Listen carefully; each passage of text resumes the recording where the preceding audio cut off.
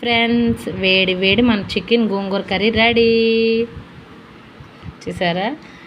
కొంతమందికి డౌట్ రావచ్చు, ఏంటి గోంగూర తక్కువ ఉంది చికెన్ ఎక్కువ ఉందని.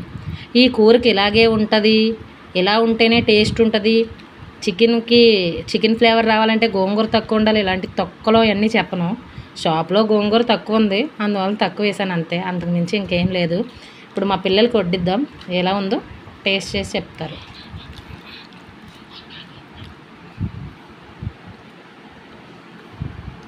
చిన్న నీ ప్లేట్ పెట్టు,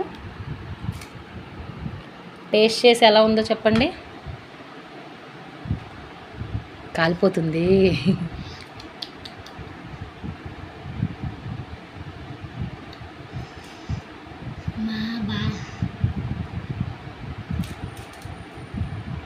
బాగా వేడిగా అన్నం, వేడిగా కూర ఉంది.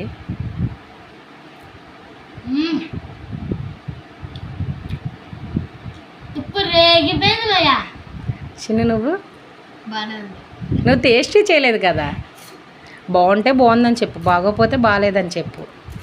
ప్రాబ్లం ఏం లేదు, మనకు మార్కులు కూడా ఏమి ఇవ్వాల్సిన పని లేదు.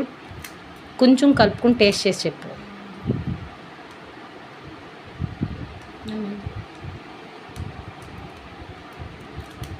చిన్న వీడియో లాంగ్ అయిపోతుంది కానీ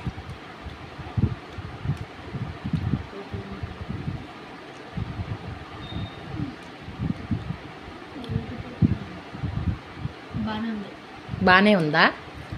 సూపర్ ఉందా? బాగాలేదా? బాగుందా? అంతే, మీడియం.